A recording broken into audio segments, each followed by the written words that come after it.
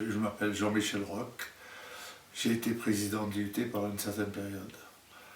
Et actuellement, je suis en retraite. Je m'occupe de différentes associations.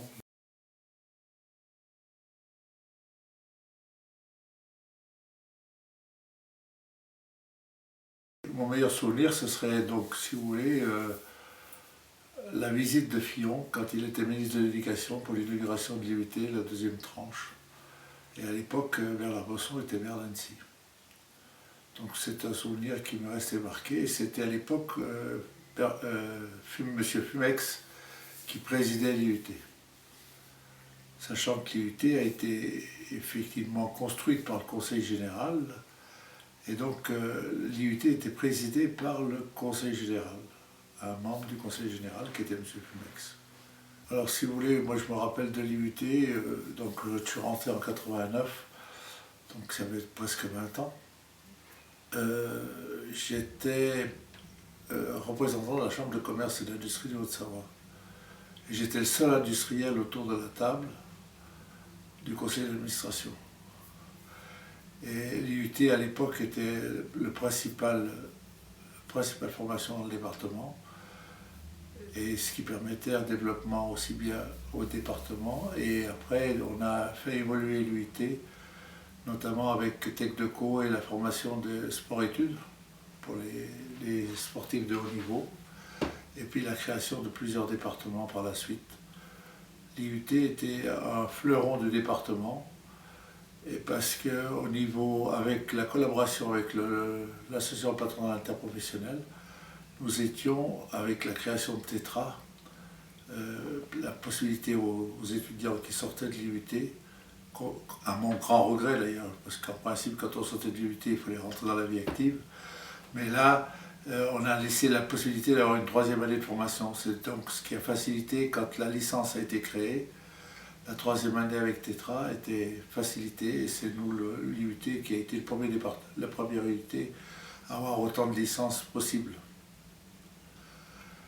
Et je me rappelle que quand j'ai pris la présidence de l'IUT en 1994, à l'époque c'était Dominique Paccard qui était président, qui était directeur, et M. Fumex qui était président. Madame Secret était évidemment notre secrétaire administrative. Et moi je venais de prendre la présidence, et ils m'ont convoqué un jour à midi pour manger avec eux, pour me demander de prendre la présidence. Ce que j'avais refusé, parce que je leur ai dit que je ne pouvais pas prendre les deux en même temps, c'est pas possible, étant donné mon implication. Et Dominique Paccard m'a dit, il ne faut pas te faire de soucis, on s'occupe, on t'aidera. Donc voilà, c'est comme ça que j'ai été élu président de l'IUT.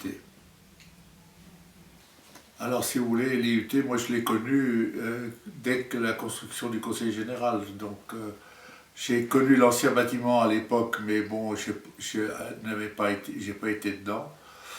Et j'ai connu vraiment le développement. Moi je suis rentré en 89 à l'IUT, pardon, pour représenter la Chambre de commerce. Et donc de 89 à 94, on était déjà dans les nouveaux bâtiments. Donc tout le développement après, ça a été un développement interne concernant les départements qu'il fallait créer. Donc c'est là qu'on a eu une plus grosse progression, puisqu'on avait un bâtiment qui était vraiment adapté pour ça. Et après, je n'ai pas eu depuis que j'ai quitté la présidence, j'ai déjà eu du mal à trouver un successeur. J'ai mis plusieurs années avant d'en trouver un. Et quand j'ai quitté la Chambre, j'avais décidé d'arrêter la présidence de l'IUT. Donc maintenant, je crois que c'est toujours le même, c'est M. Albrieux qui est toujours le président, je pense. Et je ne suis pas retourné à l'IUT, j'ai peut-être retourné 2 fois. Si pour le départ de Madame Secret, j'y suis retourné, mais autrement non. Et comme anecdote, on pourrait dire que mes souvenirs avec la formation continue, c'est l'avenue du Kazakhstan pendant 2 ans, je crois. Et donc on les recevait, on leur faisait visiter des entreprises. Il y a eu des contacts avec certaines entreprises, et la Chambre de commerce en général faisait toujours une soirée pour les inviter, et avec un repas. Donc on avait des moments assez conviviaux avec ces gens qui étaient agréables. Et donc ça a été un gros point de la formation continue à ce niveau-là. L'IUT d'Annecy, c'est 40 ans de connaissances et d'expériences partagées.